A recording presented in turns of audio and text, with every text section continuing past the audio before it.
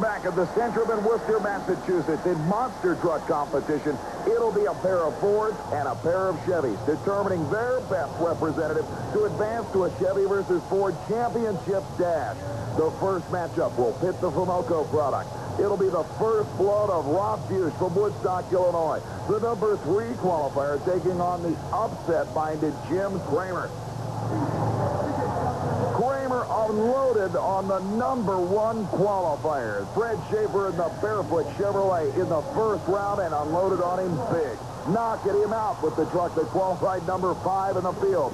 Starting line reactions and plenty of horsepower had a lot to play in it. But believe me when I tell you, Rob Bush can run with the best. An incredibly close matchup. And it's the Bigfoot Ford by the slimmest of margins at the finish line.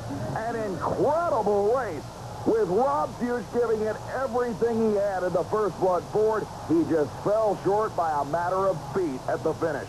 But how about Jim Kramer advancing from the bottom half of the field to the final round with the Bigfoot Ford?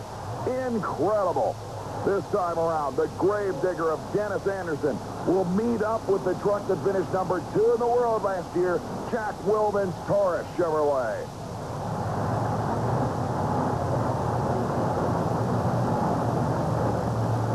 Rob Bush and Jim Kramer head back to the pit area. Dennis Anderson concentrates on lining up the radical rear-engine 50 Chevy that seems to have become the single most popular truck in USHRA Association competition just from the beginning of the 1991 season to present.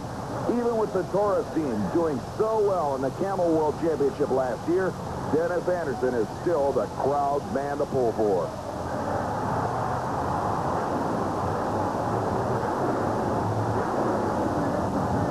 Forward up to the starting line itself.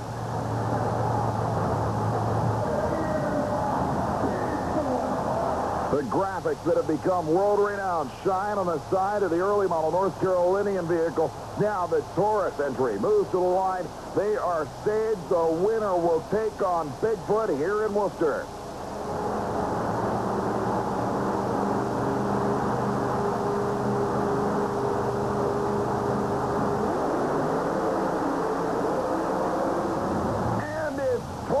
Driving away for the victory. Dennis Anderson may have left the starting line with Wilman, but believe me when I tell you, the Taurus machine drove away from the half-track point on. So it will pit Illinois and Missouri, Ford and Chevrolet in the final round. 2 teams that have battled multiple times on the USHRA Association trail, but it will be well worth watching the Bigfoot versus Taurus shootout in the final round. It's all coming up on Super Trax. Stay with us.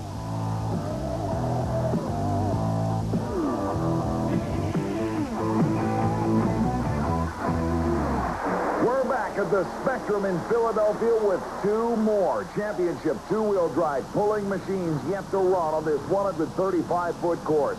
So far, the very first man down the track, Wayne Sullivan's Tough Cookie Chevy S10 leads at 134 feet 10 inches, 2 inches shy of a full pull. But here is the current killer in the category.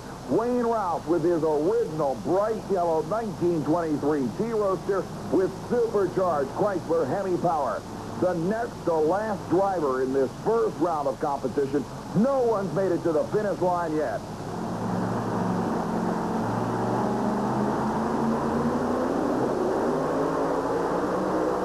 Easing into the throttle, Rouse now starts to hook up.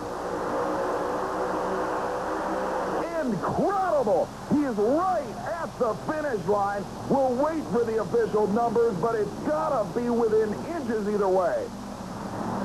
And here's the number, 134 feet, 11 inches. 1 inch from the 135-foot finish line. Absolutely incredible. And now, for the final driver, it's a matter of do or die. It's going to take, quite simply, a full pull to win this event. He's got to go farther than 134 feet, 11 inches to win the battle. This is the flashback 1989 Chevy S10 of Kris Huff, the home state hitter from Alverton, Pennsylvania. Huff raises his hands in the cockpit, indicating to the starting line crew he is not touching any control, while they connect the machine to the 40,000-pound mountain of metal behind him.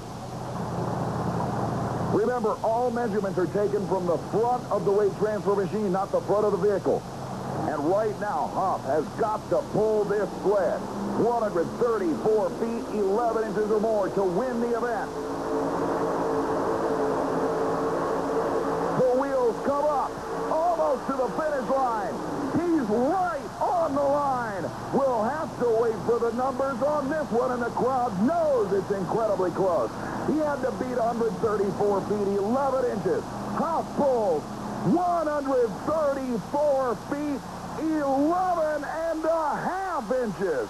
Absolutely one of the most incredible